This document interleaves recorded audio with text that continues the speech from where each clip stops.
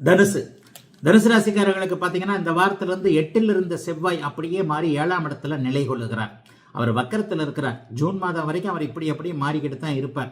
ஆனால் இப்போது மிதுனம் என்று சொல்லப்படக்கூடிய உங்களுடைய 7வது வீட்டில் அவர் இருந்து ராசியை பார்ப்பது என்பது ஒரு மிகப்பெரிய ஒரு யோகமான ஒரு அமைப்பு. ஆகவே தனுசு ராசிக்காரர்கள் அனைவருக்குமே இந்த வாரத்தில் நல்ல மாற்றங்கள் இருக்க போகிறது என்பதுதான் உண்மை. குழந்தைகளை பற்றி கவலைப்பட்டு கொண்டிருந்த தனுசு ராசிக்காரர்களுக்கு மிகப்பெரிய யோக மாற்றங்கள் ஏற்படக்கூடிய தன்மை. வெளிநாடு வெளிமாநிலம் போன்ற அமைப்புகளில் இருக்கக்கூடிய குழந்தைகள் அங்கிருந்து ஏதாவது கவலை தரக்கூடிய செய்திகளை சொல்லிக் கொண்டிருந்தவர்கள் இப்போது நல்ல மாற்றங்கள் வரக்கூடிய அமைப்புகள்லாம் இப்ப நிறைய இருக்குதுங்க. சந்திரனை பார்த்தீங்கன்னா வாரத்தின் ஆரம்பத்தில் 11ஆம் இடம், 12ஆம் இடம், 1ஆம் இடம் போன்ற இடங்கள்ல தேவரை அமைப்பாக இருக்கிறார்.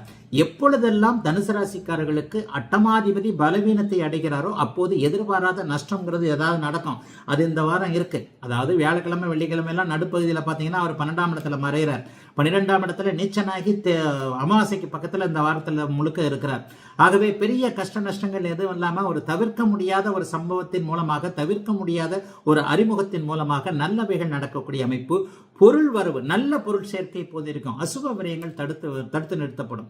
அதாவது தேவையில்லாமல் இந்த செலவை பண்ணிக்கிட்டே இருக்கிறேன், இவருக்கு தேவையில்லாமல் காசு கொடுத்துக்கிட்டு இருக்கிறேன், அல்லது ஹாஸ்பிட்டலுக்கு காசு போய்கிட்டே இருக்கு, இந்த மாதிரி தேவையற்ற செலவுகள் அத்தனையும் இப்போது தனுசு ராசிக்காரர்களுக்கு இந்த வாரத்திலிருந்து படிப்படியாக நீங்கும். முழுசுமா விலகுமான்னு பார்த்தா கிட்டத்தட்ட ஒரு 50% விலகக்கூடிய தன்மைகள் உண்டு. ஆகவே எதை பற்றியும் தனுசு ராசிக்காரங்க கவலைப்பட வேண்டாம். அப்படிலாம் ஒன்று அடுத்து வரக்கூடிய குரு பயிற்சி உங்களுக்கு மிகப்பெரிய யோகா அமைப்பில் வரப்போகுது. ஆகவே இதுவரைக்கும் இருந்து வந்த கடந்த 7-8 மாதங்களாக இருந்து வந்து கொண்டிருக்கின்ற கஷ்ட நஷ்டங்கள் அனைத்தையும் விளக்கக்கூடிய ஆரம்ப அடிப்படை அமைப்புகள் உருவாகக்கூடிய 7ஆம் இடத்து செவ்வாய், 2ஆம் இடத்துல சூரியனும் புதனும் குருவின் பார்வையில் இருப்பது என எல்லா அமைப்புகள்லையும் பணத்தை கொடுக்கக்கூடிய, ஓரளவிற்கு நிம்மதி இருக்கக்கூடிய, குடும்பத்தில் சந்தோஷம் இருக்கக்கூடிய யோக வாரம் தாங்க அத்தனை தனுசு ராசிக்காரர்களுக்கும் இந்த வாரம்.